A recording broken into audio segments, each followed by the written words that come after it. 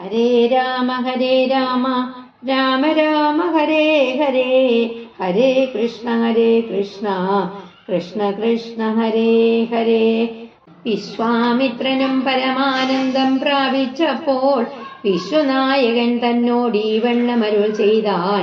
ബാലകന്മാരെ പോകമിഥിലാപുരിക്കു നാം, കാലവും വൃഥ കളഞ്ഞിടുകയരുതല്ലോ. യാഗവും മഹാദേവചാപവും കണ്ടു പിന്നെ വേഗമോട് അയോധ്യയും പൊക്കു താതനെ കാണാം. ഇത്തരമരുൾ ചെയ്തു ഗംഗയും കടന്നവർ സത്വരം ചെന്നു മിഥിലാപുരമകം പൊക്കു. മുനിനായകനായ കൗശികൻ വിശ്വാമിത്രൻ മുനിവാടം പ്രാപിച്ചതെന്നു കേട്ട നേരം മനസ്സി നിറഞ്ഞോരു പരമാനന്ദത്തോടും ജനകമഹീപതി സംഭ്രമസമന്വിതം പൂജാസാധനങ്ങളുമെടുത്ത് ഭക്തിയോടും ആചാര്യനോടും ഋഷിവാടം പ്രാപിച്ച നേരം ആമോദപൂർവം പൂജിച്ചാചാരം പൂണ്ടു നിന്ന രാമലക്ഷ്മണന്മാരെ കാണായി നൃപേന്ദ്രനും ചന്ദ്രസൂര്യന്മാരെന്ന പോലെ ഭൂപാലേശ്വര നന്ദനന്മാരെ കണ്ടു ചോദിച്ചു നൃപേന്ദ്രനും. കന്ദർപ്പൻ കണ്ടു വന്ദിച്ചിടിന ജഗദേക സുന്ദരന്മാരാം ഇവരാരെന്നു കേൾപ്പിക്കണം. നരനാരായണന്മാരാകിയ മൂർത്തികളോ നരവീരാകാരം കൈക്കൊണ്ടു കാണായതിപ്പോൾ.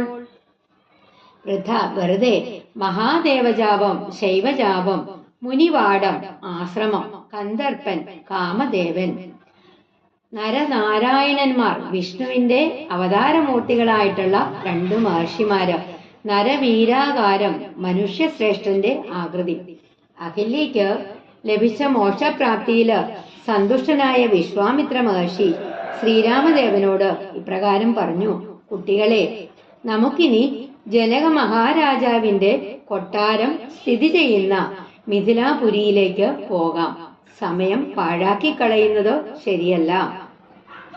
ജനക മഹാരാജാവ് നടത്തുന്ന ധനുർയാഗവും ശൈവജാപവും കണ്ട ശേഷം പെട്ടെന്ന് അയോധ്യയിലെത്തി പിതാവിനെ കാണാം.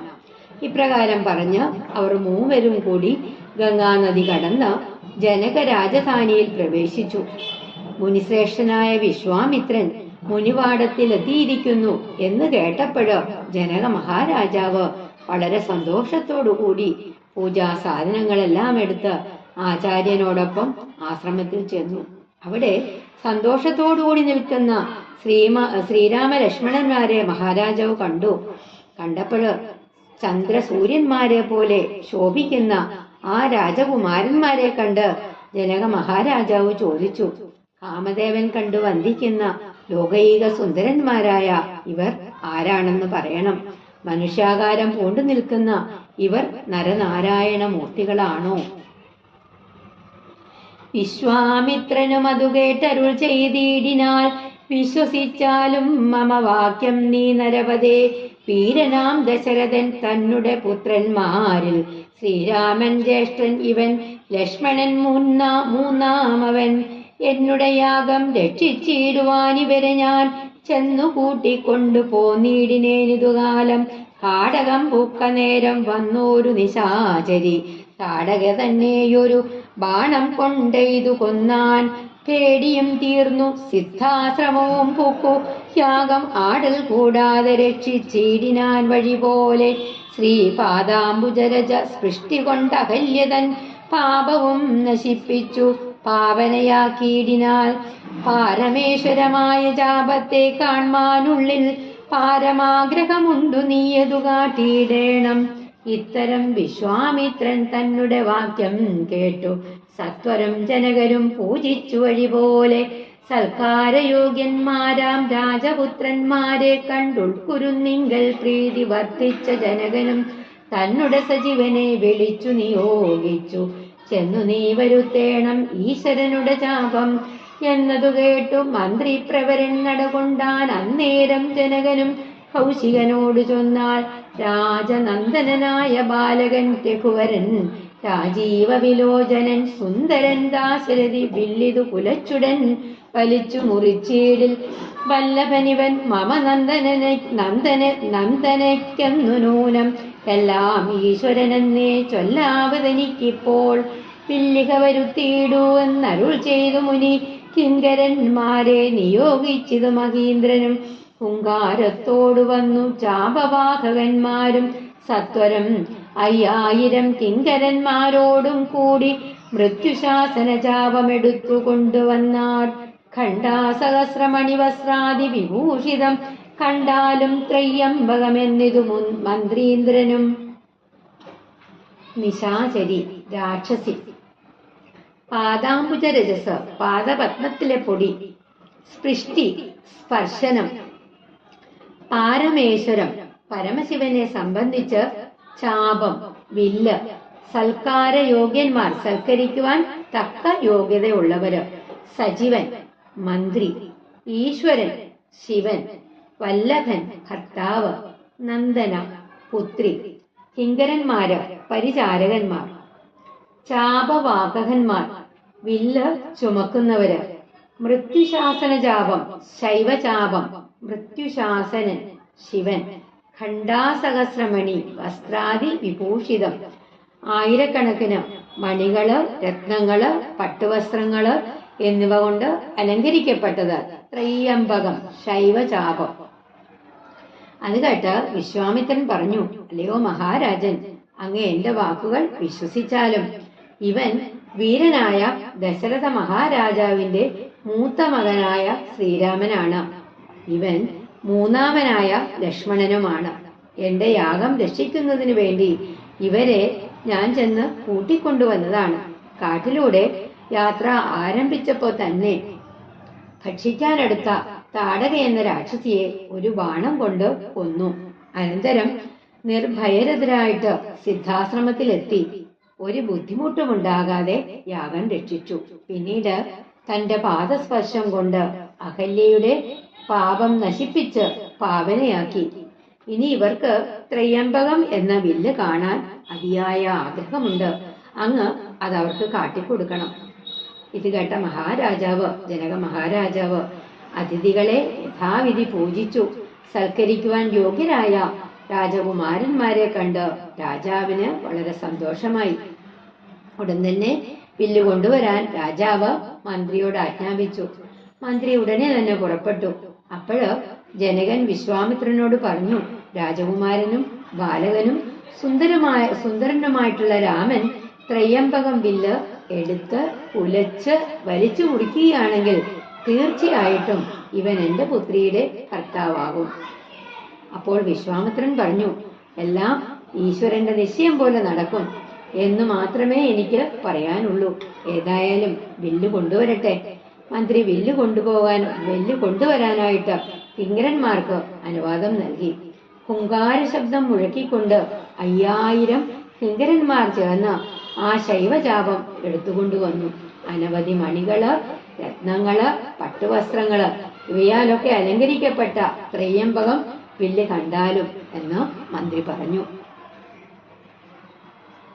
ചന്ദ്രശേഖരനുടെ പള്ളിവിൽ കണ്ട് രാമചന്ദ്രനും ആനന്ദം ഉൾക്കൊണ്ടു വന്ദിച്ചിടിനാൽ, വില്ലെടുക്കാമോ കുലച്ചിടാമോ വലിക്കാമോ ചൊല്ലുകെന്നതു കേട്ട് ചൊല്ലിനാൻ വിശ്വാമിത്രൻ. എല്ലാം ആകുന്നത് ചെയ്താലും മടിക്കേണ്ട, കല്യാണം ഇതുമൂലം വന്നുകൂടിയിടുമല്ലോ. മന്ദഹാസവും പൂണ്ടു രാഘവൻ അതു കേട്ട് മന്ദം മന്ദം പോയി ചെന്നു നിന്നു കണ്ടിതു ചാപം. ജ്വലിച്ച തേജസ്സോടുമെടുത്തു വേഗത്തോടെ കുലച്ചു വലിച്ചുടൻ മുറിച്ചു ജിതശ്രമം. നിന്നരുളുന്ന നേരം ഈ 7 ലോകങ്ങളുമൊന്ന് മാറ്റൊലി കൊണ്ടു വിസ്മയപ്പെട്ടു ജനം. പാട്ടും ആട്ടവും കൂത്തും പുഷ്പവൃഷ്ടിയും ഓരോ കൂട്ടമേ വാദ്യങ്ങളും മംഗലസ്തുതികളും. ദേവകളൊക്കെ പരമാനന്ദം പൂണ്ട് ദേവദേവനെ സേവിക്കുകയും അപ്സര സ്ത്രീകളെല്ലാം ഉത്സാഹം കൈക്കൊണ്ട് വിശ്വേശ്വരനുടെ വിവാഹോത്സവാരംഭഘോഷം കണ്ട് കൗതുകം പൂണ്ടാർ. ജനകൻ ജഗത്സ്വാമിയാകിയ ഭഗവാനെ ജനസംസതി കാടാശ്ലേഷവും ചെയ്താനല്ലോ. ഇടിവെട്ടിയിടും വണ്ണം വിൽ മുറിഞ്ഞൊച്ച കേട്ട് നടുങ്ങീ രാജാക്കന്മാർ ഉരകങ്ങളെ പോലെ. മൈഥിലി മയിൽപേട പോലെ സന്തോഷം പൂണ്ടാൽ കൗതുകമുണ്ടായി വന്നു ചേതസി കൗശികനും. മൈഥിലി തന്നെ പരിചാരികമാരും നിജമാതാക്കന്മാരും കൂടി നന്നായി ചമയിച്ചാർ. സ്വർണവർണ്ണത്തെ പൂണ്ട മൈഥിലി മനോഹരി സ്വർണഭൂഷണങ്ങളും അണിഞ്ഞു ശോഭയോടെ സ്വർണമാലയും ധരിച്ചാദരാൽ മന്ദമർണോജനേത്രൻ മുമ്പിൽ സത്രപം വിനീതയായി വന്നുടൻ നേത്രോൽപലമാലയുമിട്ടാൽ മുന്നേ പിന്നാലെ വരണാർത്ഥമാലയുമിട്ടിടിനാൽ മാലയും ധരിച്ചു നിൽപ്പോൽപല കാന്തി തേടും ബാലകൻ ശ്രീരാമനുമേറ്റവും വിളങ്ങിനാൾ. ഭൂമിനന്ദനയ്ക്കനുരൂപനായി ശോഭിച്ചിടും ഭൂമിപാലപാലൻ തന്നെ കണ്ടവർകളും ആനന്ദാമുതി തന്നിൽ വീണുടൻ മുഴുകിനാൾ. മാനവവീരൻ വാഴ്കന്നാശിയും ചൊല്ലിയിടിനാൾ. ചന്ദ്രശേഖരൻ ശിവൻ എല്ലാം ആവുന്നത് കല്യാണം, മംഗളം, വിവാഹം, ജിതശ്രമം, പ്രയാസം കൂടാതെ 7 ലോകങ്ങൾ 14 ലോകങ്ങൾ, അതായത് ഭൂലോകം, ഭുവർലോകം, സ്വർലോകം, മഹർലോകം, ജനലോകം, തപോലോകം, സത്യലോകം, ഇവ 7 ഉപരിലോകങ്ങള്. പിന്നെയോ അതലം, വിതലം, സുതലം, പാതാളം, സുതലം, തലാതലം, മഹാതലം, രസാതലം, ഇവ 7 അധോലോകങ്ങള്. അതൊക്കെ മാറ്റലി കൊണ്ടു ആ വില്ലൊടിക്കുന്ന ശബ്ദം കേട്ടപ്പോൾ പ്രതിധ്വനിച്ചു. ജഗസ്വാമി ജഗന്നാഥൻ ജനസംസതി ജനക്കൂട്ടത്തിൽ വെച്ച് ഗാഠാശ്ലേഷവും ചെയ്താനല്ലോ മുറുകെ പുണർന്നു. ഉരകങ്ങളെ പോലെ സർപ്പങ്ങളെ പോലെ സ്വർണഭൂഷണങ്ങള്, സ്വർണാഭരണങ്ങള്, അർണോജം, താമര, അർണോജനേത്രൻ താമരക്കണ്ണനായിട്ടുള്ള ശ്രീരാമൻ, സത്രപം ലജ്ജയോടു കൂടിയിട്ട്, നേത്രോൽപലമാല കണ്ണുകളാകുന്ന കരിങ്കൂവള പൂക്കൾ കൊണ്ടുള്ള മാല, അതായത് കടാക്ഷമാല, വരണാർത്ഥമാല, സ്വയംവരമാല, ഭൂമിനന്ദന സീതാദേവി, ഭൂമി പാലകബാലൻ രാജകുമാരൻ, ആനന്ദാംബുധി ആനന്ദ സാഗരം, വാഴ്കെന്ന് വിജയിക്കട്ടെ എന്ന് വിജയിക്കട്ടെ എന്ന് ആശീർവദിച്ചു. അതായത് പരമശിവന്റെ പള്ളിവില്ല് കണ്ട് ശ്രീരാമൻ ആനന്ദത്തോടെ ആ വില്ലിനെ വന്ദിച്ചു. എന്നിട്ട് ചോദിച്ചു, വില്ലെടുക്കാമോ, കുലയ്ക്കാമോ, വലിക്കാമോ? അങ്ങനെ ശ്രീരാമൻ ചോദിച്ചത് കേട്ട് എല്ലാം ആകാം, കഴിയുന്നത് ചെയ്യുക, ഇതുകൊണ്ട് കല്യാണം തന്നെ വരും എന്ന് വിശ്വാമിത്രൻ പറഞ്ഞു. അത് കേട്ട് ശ്രീരാമസ്വാമി പുഞ്ചിരിച്ചുകൊണ്ട് സാവധാനം പോയി നിന്ന് വില്ലു കണ്ടു. പെട്ടെന്ന് ജ്വലിക്കുന്ന തേജസ്സോടു കൂടിയിട്ട് ശ്രീരാമൻ ആ വില്ലെടുത്ത് കുലച്ച് വലിച്ച് നിഷ്പ്രയാസം മുറിച്ചു. അപ്പോഴ് 14 ലോകങ്ങളിലും ആ ശബ്ദം മാറ്റൊലി കൊണ്ടു. ജനങ്ങൾ അത്ഭുതപ്പെട്ടു. പാട്ടും ആട്ടവും കൂത്തും പുഷ്പവൃഷ്ടിയും ഓരോ തരത്തിലുള്ള വാദ്യമേളങ്ങളും മംഗളകരമായ കീർത്തനങ്ങളും ഉണ്ടായി. ദേവന്മാരെല്ലാം പരമാനന്ദത്തോടെ ദേവദേവനെ സ്തുതിച്ചു. അപ്സരസുകളെല്ലാം ഉത്സാഹഭരിതരായി. ജനക മഹാരാജാവ് ജനസദസ്സിൽ വെച്ച് ലോകനാഥനെ ശ്രീരാമനെ ഗാഠമായി ആലിംഗനം ചെയ്തു. ഇടിവെട്ടുന്നത് പോലെ വിൽമുറിഞ്ഞ ഒച്ച കേട്ട് അവിടെ കൂടിയിരുന്ന രാജാക്കന്മാരെല്ലാം പാമ്പുകളെ പോലെ ഭയന്നു വിറച്ചു. സീതാദേവി മയിൽപേടയെ പോലെ സന്തോഷിച്ചു. വിശ്വാമിത്രനും കൗതുകമുണ്ടായി. സീതാദേവിയെ തോഴിമാരും അമ്മമാരും കൂടി വേണ്ടവണ്ണം അണിയിച്ചൊരുക്കി. എന്നിട്ട് സ്വർണ്ണ നിറമുള്ള സുന്ദരിയായ സീത സ്വർണ്ണാഭരണങ്ങളൊക്കെ അണിഞ്ഞ് സ്വർണമാലയും കയ്യിലേന്തി ആദരവോടും ലജ്ജയോടും കൂടിയിട്ട് ശ്രീരാമന്റെ മുമ്പില് വിനീതയായി വന്ന് ആദ്യം നേത്രോൽപലമാലയാത്തി മനോഹരമായിട്ടുള്ള ആ നേത്രങ്ങൾ കൊണ്ട്, കണ്ണുകൾ കൊണ്ട് ശ്രീരാമചന്ദ്രനെ ആപാദചൂടം വീക്ഷിച്ചു എന്ന് സാരം. തുടർന്ന് കയ്യിലിരുന്ന് സ്വയംവരമാല്യം ശ്രീരാമന്റെ കഴുത്തിൽ ചാർത്തി. കരിങ്കൂവളപ്പൂവിന്റെ ശോഭയുള്ള രാമകുമാരൻ സ്വയംവരമാലയും അണിഞ്ഞ് കൂടുതൽ കാന്തിയോട് കൂടിയിട്ട് സീതാദേവിക്ക് എല്ലാം കൊണ്ടും അനുരൂപനായി ശോഭിക്കുന്ന രാജകുമാരനെ കണ്ട എല്ലാവരും ആനന്ദ സമുദ്രത്തില് ആറാടി. മാനവവീരനായിട്ടുള്ള ശ്രീരാമൻ നീണാൾ വാഴട്ടെ എന്ന് എല്ലാവരും ആശീർവദിച്ചു. അന്നേരം വിശ്വാമിത്രൻ തന്നോടു ജനകനും വന്ദിച്ചു ചൊന്നാനിനി കാലത്തെ കളയാതെ പത്രവും കൊടുത്തയച്ചിടേണം ദൂതന്മാരെ സത്വരം ദശരഥ ഭൂപനെ വരുത്തുവാൻ. വിശ്വാമിത്രനും മിഥിലാധിപൻ താനും കൂടി വിശ്വാസം ദശരഥൻ തനിക്കു വരും വണ്ണം നിശേഷ വൃത്താന്തങ്ങൾ എഴുതി അയച്ചിതു. വിശ്രമത്തോടു നടകൊണ്ടിതു ദൂതന്മാരും. സാകേതപുരി പുക്കു ഭൂപാലൻ തന്നെ കണ്ടു ലോകൈകാധിപൻ കയ്യിൽ കൊടുത്തു പത്രമതും. സന്ദേശം കണ്ടു പങ്ക്തി സെന്തനൻ താനും ഇനി സന്ദേഹമില്ല പുറപ്പെടുകന്നുര ചെയ്തു. അഗ്നിമാനുപാധ്യായനാകിയ വസിഷ്ഠനും പത്നിയാം അരുന്ധതി താനുമായി പുറപ്പെട്ട് കൗതുകം പൂണ്ടു ചതുരംഗവാഹിനിയോടും കൗസല്യാദികളായ ഭാര്യമാരോടും കൂടി ഭരത ശത്രുഘ്നന്മാരാകിയ പുത്രന്മാരും പരമോത്സവയോഗ്യവാദ്യ കോശങ്ങളോടും മിഥിലാപുരമകം പൊക്കിതു ദശരഥൻ. മിഥിലാധിപൻ താനും ചെന്നെതിരേറ്റുകൊണ്ടാൻ വന്ദിച്ചു ശതാനന്ദൻ തന്നോടും കൂടെ ചെന്നു. വന്ദ്യനാം വസിഷ്ഠനെ തദനു പത്നിയെയും അർഘപാദാദികളാൽ അർപ്പിച്ചു യഥാവിധി സൽക്കരിച്ചതു. യഥായോഗ്യം ഉർവീന്ദ്രൻ താനും രാമലക്ഷ്മണന്മാരും വന്ദിച്ചു പിതാവിനെ. സാമോദം വസിഷ്ഠനാം ആചാര്യപാദാബ്ജവും തൊഴുതു മാതൃജനങ്ങളെയും യഥാക്രമം തൊഴുതു. ശ്രീരാമപാദാംഭോജമനുജന്മാർ തൊഴുതു ഭരതനെ ലക്ഷ്മണകുമാരനും തൊഴുതു ശത്രുഘ്നനും രാമലക്ഷ്മണപാദാംഭോജം പക്ഷസി ചേത്തുദാതൻ രാമനെ പുണർന്നിട്ട് ലക്ഷ്മണനെയും ഗാഢാശ്ലേഷവും ചെയ്തിടിനാൻ.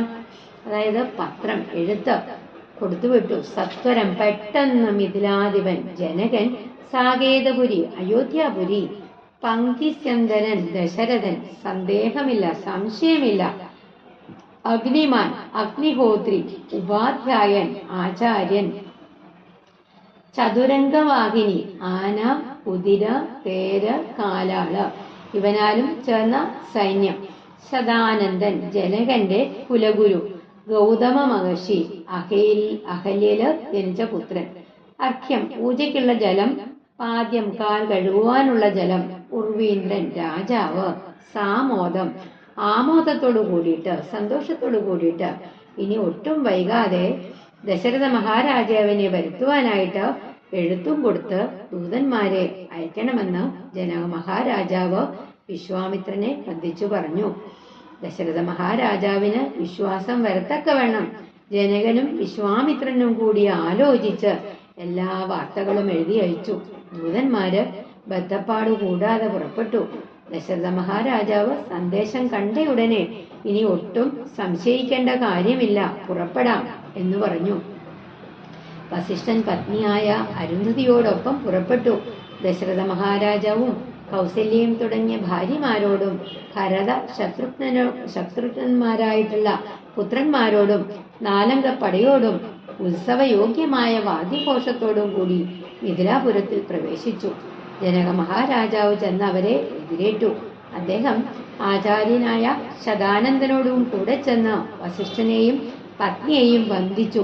എന്നിട്ട് വിധിപ്രകാരം പൂജിച്ചു സൽക്കരിച്ചു. രാമലക്ഷ്മണന്മാർ പിതാവിനെയും ആചാര്യനായ വസിഷ്ഠനെയും വന്ദിച്ചു. ക്രമമനുസരിച്ച് അമ്മമാരെയും അവര് വന്ദിച്ചു. ഭരത ശത്രുഘ്നന്മാർ ശ്രീരാമന്റെ പാദപത്മങ്ങളെ വന്ദിച്ചു. കുമാരനായ ലക്ഷ്മണൻ ഭരതനെ വന്ദിച്ചു. ലക്ഷ്മണപാദങ്ങളെ ശത്രുഘ്നനും വന്ദിച്ചു. ദശരഥൻ രാമലക്ഷ്മണന്മാരെ യഥാക്രമം ആഗാഢമായിട്ട് ആലിംഗനം ചെയ്തു. ജനകൻ ദശരഥൻ തന്നുടെ കയ്യും പിടിച്ചനുമോദത്തോടുര ചെയ്തത് മധുരമായി. 4 കന്യകമാരുണ്ടെനിക്കു കൊടുപ്പാനായി, 4 പുത്രന്മാർ ഭവാൻ തനിക്കുണ്ടല്ലോ താനും. ആകയാൽ 4 കുമാരന്മാർക്കും വിവാഹം ചെയ്യാകിലോ, നിരൂപിച്ചാലും ഏതുമേ മടിക്കേണ്ട. വസിഷ്ഠൻ താനും ശതാനന്ദനും കൗശികനും വിധിച്ചു മുഹൂർത്തവും 4 യഥാക്രമം. ചിത്രമായിരിപ്പോരു മണ്ഡപം അതും തീർത്തു. മുത്തുമാലകൾ പുഷ്പഫലങ്ങൾ തൂക്കി നാനാരത്നമണ്ഡിത സ്തംഭതോരണങ്ങളും നാട്ടിരത്നമണ്ഡിത സ്വർണപീഠവും വെച്ച് ഭക്ത്യാ ശ്രീരാമപാദാംഭോജം കഴുകിച്ചനന്തരം പേരി ദുന്ദുവി മുഖ്യവാദ്യഘോഷങ്ങളോടും ഹോമവും കഴിച്ചു തൻ പുത്രിയാം വൈദേഹിയെ രാമനു നൽകിയിടിനാൾ ജനകമഹീന്ദ്രനും. തൽപാദതീർത്ഥം നിജശിരസി ധരിച്ചുടൻ ഉൾപ്പുളകാംഗത്തോടെ നിന്നിതു ജനകനും. യാതൊരു പാദതീർത്ഥം ശിരസി ധരിക്കുന്നു ഭൂദേശ വിധിമുനീന്ദ്രാദികൾ ഭക്തിയോടെ. ഊർമിള തന്നെ വേട്ടു ലക്ഷ്മണകുമാരനും കാമ്യാംഗിമാരാം ശ്രുതകീർത്തിയും മാണ്ഡവിയും ഭരതശത്രുഘ്നന്മാർ തന്നെ നമ്മുടെ പത്നിമാരായി പരമാനന്ദം പൂണ്ടു വസിച്ചാരെല്ലാവരും. ഒരു സന്തോഷത്തോടു കൂടിയിട്ട് സന്തോഷത്തോടു കൂടിയിട്ട് ചിത്രം മനോഹരമായിട്ടുള്ള രത്നമണ്ഡിത സ്തംഭം, രത്നങ്ങളാൽ അലങ്കരിക്കപ്പെട്ട തൂണ്, ഭേര്യച്ച പെരുമ്പറ, ദുന്ദുഭി ഒരുതരം വാദ്യം, നിജശിരസി തന്റെ ശിരസില്, ഭൂദേശൻ ശിവൻ, വിധി ബ്രഹ്മാവ്, കാമ്യാംഗി സുന്ദരി. അതായത് ജനകൻ ദശരഥന്റെ കൈപിടിച്ച് സന്തോഷത്തോടു കൂടിയിട്ട് പറഞ്ഞു, എനിക്ക് 4 പെൺമക്കളുണ്ട്, അങ്ങയ്ക്ക് 4 ആൺമക്കളും ഉണ്ടല്ലോ, അതുകൊണ്ട് 4 കുമാരന്മാർക്കും വിവാഹം നടത്തിക്കുന്നതിനെ കുറിച്ച് ആലോചിക്കുന്നതിന് ഒന്നുകൊണ്ടും മടിക്കേണ്ട കാര്യമില്ല. വസിഷ്ഠനും ശതാനന്ദനും വിശ്വാമിത്രനും കൂടി 4 കുമാരന്മാർക്കും വിവാഹമുഹൂർത്തം നിശ്ചയിച്ചു. വിചിത്രമായിട്ടുള്ള ഒരു മണ്ഡപവും തീർത്തു. തോരണങ്ങളാല് അലങ്കരിച്ചു. രത്നം പതിപ്പിച്ച പീഠം തയ്യാറാക്കി. എന്നിട്ട് ജനക മഹാരാജാവ് ശ്രീരാമന്റെ പാദം കഴുകിച്ച് ഹോമവും കഴിച്ച് വാദ്യഘോഷങ്ങളോടൊപ്പം മകളായ സീതാദേവിയെ ശ്രീരാമന് കൊടുത്തു. ഏതൊരു പാദത്തിൽ നിന്നുണ്ടാകുന്ന തീർത്ഥത്തെയാണോ ശിവൻ, ബ്രഹ്മാവ്, മുനിമാര് മുതലായവര് ഭക്തിയോടെ ശിരസിൽ ധരിക്കുന്നത്, ആ ശ്രീരാമചന്ദ്രന്റെ പാദതീർത്ഥത്തെ തന്റെ ശിരസിൽ ധരിച്ച് പുളകിത ഗാത്രനായിട്ട് ജനകൻ നിന്നു. ലക്ഷ്മണകുമാരൻ ഊർമിളയെ വിവാഹം കഴിച്ചു. സുന്ദരിമാരായ മാണ്ഡവിയും ശ്രുതകീർത്തിയും ഭരത ശത്രുഘ്നന്മാരുടെ പത്നിമാരായി. എല്ലാവരും അങ്ങനെ പരമാനന്ദത്തോടെ വസിച്ചു. കുശികാത്മജനോടും വസിഷ്ഠനോടും കൂടി വിശദസ്മിത പൂർവം പറഞ്ഞു ജനകനും. മുന്നം നാരദനരുൾ ചെയ്തു കേട്ടിരിപ്പൂ ഞാൻ എന്നുടെ മകളായ സീതാവൃത്താന്തമെല്ലാം. യാഗഭൂദേശം വിശുദ്ധ്യർത്ഥമായുഴുതപ്പോൾ ഏകദാ സീതാമധ്യേ കാണായി കന്യാരത്നം. ജാതയായൊരു ദിവ്യ കന്യക തനിക്കു ഞാൻ സീതയെന്നൊരു നാമം വിളിച്ചേനതു മൂലം. പുത്രിയായി വളർത്തു ഞാനിരിക്കും കാലത്തിങ്കൽ അത്ര നാരദൻ എഴുന്നള്ളിനാൻ ഒരു ദിനം. എന്നോട് മഹാമുനി താൻ അരുൾ ചെയ്താനപ്പോൾ നിന്നുടെ മകളായ സീതാ വൃത്താന്തം കേൾനീ. പരമാനന്ദമൂർത്തി ഭഗവാൻ നാരായണൻ പരമാത്മാവാമജൻ ഭക്തവത്സലൻ നാഥൻ ദേവകാര്യാർത്ഥം പങ്ക്തി കണ്ട നിഗ്രഹത്തിനായി ദേവേന്ദ്ര വിരിഞ്ചരുദ്രാദികൾ അർത്ഥിക്കയാൽ ഭൂമിയിൽ സൂര്യാന്വയെ വന്നവതരിച്ചിതു രാമനായി. മായാമർത്യവേഷം പൂണ്ടറിഞ്ഞാലും യോഗേശൻ മാനുഷനായിടുമ്പോൾ ഇതുകാലം യോഗമായ ദേവിയും മാനുഷവേഷത്തോടെ ജാതയായതു തവ വേശ്മനി തൽക്കാരണാൽ. സാദരം ശ്രീരാമനു കൊടുക്കമടിയാതെ ഇത്തം നാരദനരുളി ചെയ്തു മറഞ്ഞിതു. പുത്രിയായി വളർത്തിയതു ഭക്തി കൈക്കൊണ്ടു ഞാനും. സീതയെ ശ്രീരാഘവൻ എങ്ങനെ കൊടുക്കാവൂ, ചേതസി നിരൂപിച്ചാൽ എങ്ങനെ അറിയുന്നു എന്നതോർത്തിരിക്കുമ്പോൾ ഒന്നു മാനസേ തോന്നി. പന്നക വിഭൂഷണൻ തന്നനുഗ്രഹശക്തിയാ മൃത്യുശാസന ജാപം മുറിച്ചിടുന്ന പുമാൻ ഭർത്താവാകുന്നതോ മൽപുത്രിക്കെന്നൊരു പണം ചിത്തത്തിൽ നിരൂപിച്ചു വരുത്തി നൃപന്മാരെ. ശക്തിയില്ലിതിനെന്നു പൃഥ്വീപാലകന്മാരും ഉദ്ധതഭാവമെല്ലാം മകളെ കളഞ്ഞുടൻ ബുദ്ധിയും കെട്ടുപോയങ്ങടങ്ങിക്കൊണ്ടാരല്ലോ. അത്ഭുത പുരുഷനാം ഉൽപ്പല നേത്രൻ തന്നെ ത്വൽപ്രസാദത്താൽ എന്നു സിദ്ധിച്ചേൻ ഭാഗ്യവശാൽ. സീതാമധ്യേ ഉഴവുചാലിന്റെ നടുക്ക് ജാതയായ ഉണ്ടായ പരമാത്മാം അജൻ പരമാത്മാവജൻ പങ്ക്തി കണ്ഠ നിഗ്രഹത്തിനായി രാവണനെ വധിക്കുന്നതിനായിട്ട് വിരിഞ്ചൻ ബ്രഹ്മാവ്, രുദ്രൻ, ശിവൻ, സൂര്യാന്വയം സൂര്യവംശം, തവ വേശ്മി നിന്റെ ഗൃഹത്തില് തൽക്കാരണാൽ ആ കാരണം കൊണ്ട്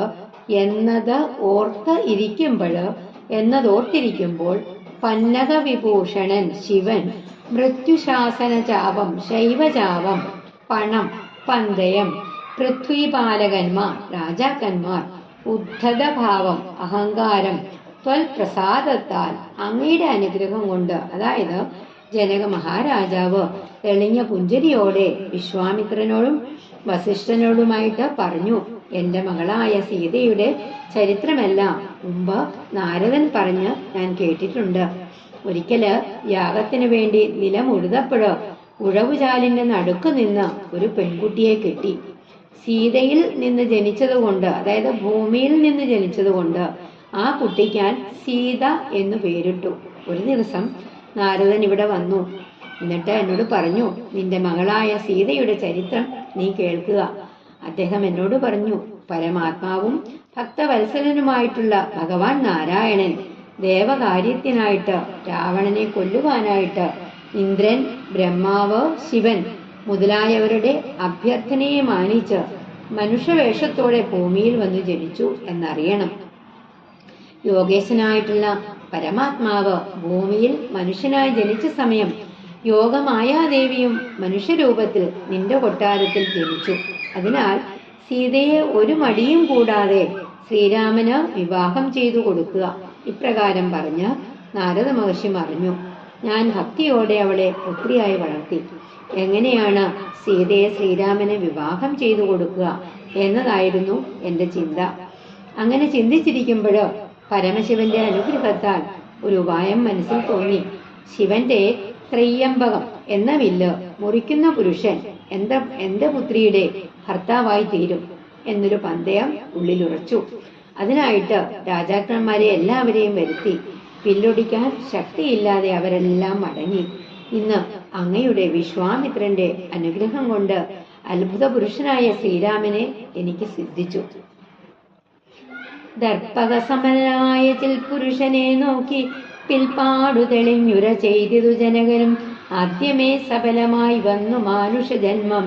ഖദ്യോതായുധ സഹസ്രോദ്യോതര രൂപത്തോടും ഖദ്യോതാന്വയെ പിറന്നോരു നിന്തിരുവടി വിദ്യുത് സംയുതമായ ജീമൂതമെന്ന പോലെ. ശക്തിയും ദേവിയോടും യുക്തനായി കാൺക മൂലം ഭക്തവത്സല മമ സിദ്ധിച്ചു മനോരഥം. രക്തപങ്കജ ചരണാഗ്രേ സന്തതം മമ. ഭക്തി സംഭവിക്കേണം, മുക്തിയും ലഭിക്കേണം. ത്വൽപാദാംബുജകളിതാംബു ബിന്ദുക്കൾ ധരിച്ച് ഉൽപ്പലോദ്ഭവൻ ജഗത്തൊക്കവേ സൃഷ്ടിക്കുന്നു. ത്വൽപാദാംബുജകളിതാംബുധാരണം കൊണ്ട് സർപ്പഭൂഷണൻ ജഗത്തൊക്കെ സംഹരിക്കുന്നു. ത്വൽപാദാംബുജകളിതാംബുധാരണം കൊണ്ട് സൽപുമാൻ മഹാബലി സിദ്ധിച്ചാനൈന്ദ്രം പദം. ത്വൽപാദാംബുജ രജസ്പൃഷ്ടി കൊണ്ടഹല്യയും കിൽബിഷത്തോടു വേറുപെട്ടു നിർമ്മലയായാൽ നിന്തിരുവടിയുടെ നാമകീർത്തനം കൊണ്ട് ബന്ധവും അകന്നു മോക്ഷത്തെയും പ്രാപിക്കുന്നു. സന്തതം യോഗസ്ഥന്മാരാകിയ മുനീന്ദ്രന്മാർ ചിന്തിക്കായി വരേണമേ പാദപങ്കജദ്വയം. അതായത് ദർപ്പകസമൻ കാമദേവന് തുല്യൻ. അദ്യ ഇന്ന് മേ എനിക്ക് ഖദ്യോത അയുധ സഹസ്ര ഉദ്യോത രൂപം. ഖദ്യോതായുധ സഹസ്രോദ്യോത രൂപം 10,000 സൂര്യന്മാരുടെ പ്രകാശമുള്ള രൂപം. ഖദ്യോതൻ സൂര്യൻ, ആകാശത്ത് പ്രകാശിക്കുന്നവന്. ഖദ്യോതാന്വയം സൂര്യവംശം. വിദ്യുത് സംയുതമായിട്ടുള്ള ജീമൂതം മിന്നലിനോട് ചേർന്ന മേഘം. രക്തപങ്കജം ചന്താമര ചരണം പാദം. ത്വൽപാദാംബുജ ഗളിതാംബു ബിന്ദുക്കൾ അങ്ങയുടെ പാദാംബുജങ്ങളിൽ നിന്ന് ഒഴുകുന്ന ജലബിന്ദുക്കൾ. ഉൽപ്പലോദ്ഭവൻ ബ്രഹ്മാവ്. സർപ്പഭൂഷണൻ ശിവൻ. സിദ്ധിച്ചാൻ ഐന്ദ്രം ഐന്ദ്രപദം എന്നുവെച്ചാൽ ഇന്ദ്രപദവി. ത്വൽപാദാംബുജ രജസ്പൃഷ്ടി കൊണ്ട്, അങ്ങയുടെ പാദരേണുക്കളിലെ സ്പർശം കൊണ്ട്, കിൽവിഷം പാപം. അതായത് പിന്നീട് കാമദേവ തുല്യനായിട്ടുള്ള രാമചന്ദ്രനെ നോക്കി ജനക മഹാരാജാവ് സന്തുഷ്ടനായിട്ട് പറഞ്ഞു, എന്റെ മനുഷ്യജന്മം ഇന്ന് സഫലമായി തീർന്നു. കോടി സൂര്യന്മാരുടെ തേജസ്സോടെ സൂര്യവംശത്തിൽ പിറന്ന നിന്തിരുവടി മിന്നൽ കൊടിയോട് ചേർന്ന കാർമേഘം പോലെ മായാശക്തിയായ ദേവിയോടൊപ്പം കണ്ടതുമൂലം എന്റെ മനോരഥമെല്ലാം സിദ്ധിച്ചു. ഭഗവത് പാദങ്ങളില് എനിക്ക് അളവറ്റ ഭക്തി ഉണ്ടായിരിക്കണം, മോക്ഷവും ലഭിക്കണം. അങ്ങയുടെ പാദപങ്കജങ്ങളിൽ നിന്നൊഴുകുന്ന ജലബിന്ദുക്കൾ ധരിച്ച് പരമശിവൻ ജഗത്തൊക്കെ സംഹരിക്കുന്നു. ആ നീർത്തുള്ളികൾ ധരിച്ചു തന്നെ മഹാബലി ഇന്ദ്രപദം നേടി. അങ്ങയുടെ പാദാംബുജങ്ങളിലെ പൊടിയേറ്റിട്ട് അഹല്യ പാപം നശിച്ച് പരിശുദ്ധിയായി. അങ്ങയുടെ നാമകീർത്തനം കൊണ്ട് യോഗീന്ദ്രന്മാരായിട്ടുള്ള മുനിമാര് സകല ബന്ധവും വിട്ട് മോക്ഷം പ്രാപിക്കുന്നു. അങ്ങയുടെ പാദകമലങ്ങളെപ്പറ്റി ചിന്തിക്കാൻ എനിക്ക് കഴിയണമേ. ഇത്തമോരോന്നേ ചൊല്ലി സ്തുതിച്ചു ജനകനും ഭക്തി കൈക്കൊണ്ടുകൊടുത്തീടിനാൻ മഹാധനം. കരികൾ 600 10,000 തേരും തുരകങ്ങളെയും നൽകിയിടിനാൻ 100,000. പത്തിയും 1,00,300 ദാസികളും വസ്ത്രങ്ങൾ ദിവ്യങ്ങളായുള്ളതും ബഹുവിധം. മുത്തുമാലകൾ ദിവ്യരത്നങ്ങൾ പലതരം പ്രത്യേകം 100 കോടി കാഞ്ചനാഭരണങ്ങളും സീതാദേവിക്കു കൊടുത്തിടിനാൻ ജനകനും. പ്രീതി കൈക്കൊണ്ടു പരിഗ്രഹിച്ചു രാഘവനും. വിധിനന്ദന പ്രമുഖന്മാരാ മുനികളെ വിധിപൂർവകം ഭക്തിയാ പൂജിച്ചു വണങ്ങിനാൾ. സമ്മാനിച്ചിതു സുമന്ത്രാദി മന്ത്രികളെയും സമ്മോദം പൂണ്ടു ദശരഥനും പുറപ്പെട്ട് കൽമഷമകന്നോരു ജനക നൃപേന്ദ്രനും തന്മകളായ സീത തന്നെയും ആശ്ലേഷിച്ചു. നിർമ്മലഗാത്രിയായ പുത്രിക്കു പതിപ്രദാധർമ്മങ്ങൾ എല്ലാം ഉപദേശിച്ചു വഴിപോലെ ചിന്മയൻ മായാമയനായ രാഘവൻ നിജധർമാധാരങ്ങളോടും കൂടവേ പുറപ്പെട്ടു. മൃദംഗാനകഭേരി തുര്യഘോഷങ്ങളോടും മൃദുനാദങ്ങൾ തേടും വീണയും കുഴലുകൾ സിംഹകാഹളങ്ങളും മദ്ദളമിടയ്ക്കകൾ ശൃംഗാരരസപരിപൂർണ വേഷങ്ങളോടും ആന തേർ കുതിര കാലാളായ പടയോടും ആനന്ദത്തോടും പിതൃമാതൃഭ്രാതാക്കളോടും കൗശിക വസിഷ്ഠാദിതാപസേന്ദ്രന്മാരായ ദേശികന്മാരോടും പ്രത്യാമാത്രാദികളോടും വേഗമോടയോധ്യയ്ക്കമ്മാറങ്ങ് തിരിച്ചപ്പോൾ ആകാശദേശേ വിമാനങ്ങളും നിറഞ്ഞുതേ.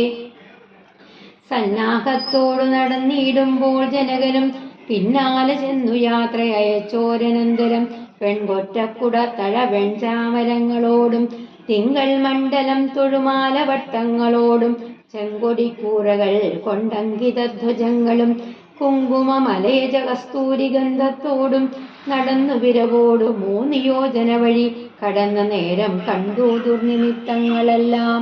അതായത് ഇങ്ങനെ ഓരോന്നോരോന്ന് ചൊല്ലി സ്തുതിച്ച ജനക മഹാരാജാവ് ഭക്തിയോട് കൂടിയിട്ട് ധനവിഭവം നൽകി. 600 ആനകളെയും 10,000 തേരും 100,000 കുതിരകളെയും കൊടുത്തു. ലക്ഷക്കണക്കിന് സൈന്യങ്ങളെയും 300 ദാസികളെയും ദിവ്യ വസ്ത്രങ്ങളും നൽകി. ദിവ്യരത്നങ്ങള്, മുത്തുമാലകള്, പ്രത്യേകം 100 കോടി കാഞ്ചനഭാരങ്ങളും സീതാദേവിക്ക് കൊടുത്തു. ഇവയെല്ലാം ശ്രീരാമൻ വളരെ പ്രീതിയോടുകൂടിയിട്ട് സ്വീകരിച്ചു. വസിഷ്ഠാദികളായ മഹർഷിമാരെയും ജനകൻ യഥാവിധി പൂജിച്ചു വണങ്ങി. സുമന്ത്രാദികളായ മന്ത്രിമാരെയും സമ്മാനിച്ചു. സന്തോഷത്തോടെ ദശരഥ മഹാരാജാവും പുറപ്പെട്ടു. ജനകൻ തന്റെ മകളായ സീതയെ ആലിംഗനം ചെയ്ത് തന്റെ മകൾക്ക് ഒരു പതിവ്രതയുടെ ധർമ്മമെല്ലാം വഴിപോലെ ഉപദേശിച്ചു. മായാമയനായ രാഘവൻ തന്റെ ധർമ്മപത്നിയായ സീതയോടൊപ്പം യാത്ര തിരിച്ചു. മൃദംഗ ആദികളായിട്ടുള്ള വാദ്യഘോഷങ്ങളോടും ശൃംഗാരപൂർണമായ വേഷങ്ങളോടും ആന, തേര്, കുതിര, കാലാള് തുടങ്ങിയ സൈന്യങ്ങളോടും മാതാപിതാക്കൾ, സഹോദരന്മാര് മുതലായവരോടും ഭൃത്യന്മാര്, മന്ത്രിമാര് തുടങ്ങിയിട്ടുള്ള എല്ലാവരോടും കൂടി ശ്രീരാമൻ അയോധ്യയിലേക്ക് തിരിച്ചപ്പെട് ആകാശദേശത്ത് ദേവന്മാരുടെ വിമാനങ്ങളൊക്കെ നിറഞ്ഞു. ജനക മഹാരാജാവ് പിന്നാലെ ചെന്ന് യാത്രയച്ചു. പെൺകൊറ്റക്കുട, തഴ, വെഞ്ചാമരങ്ങള്, ചന്ദ്രബിംബം പോലുള്ള ആലവട്ടങ്ങള്, ചെങ്കൊടികൾ പറക്കുന്ന കൊടിമരങ്ങള്, കുങ്കുമം, ചന്ദനം, കസ്തൂരി ഇവയുടെയൊക്കെ സുഗന്ധപൂരത്തോടും കൂടി 3 യോജന യാത്ര ചെയ്തപ്പോൾ ചില ദുശകുനങ്ങളൊക്കെ കണ്ടു. ഹരേ രാമ രാമ രാമ ഹരേ ഹരേ, ഹരേ കൃഷ്ണ കൃഷ്ണ കൃഷ്ണ ഹരേ ഹരേ.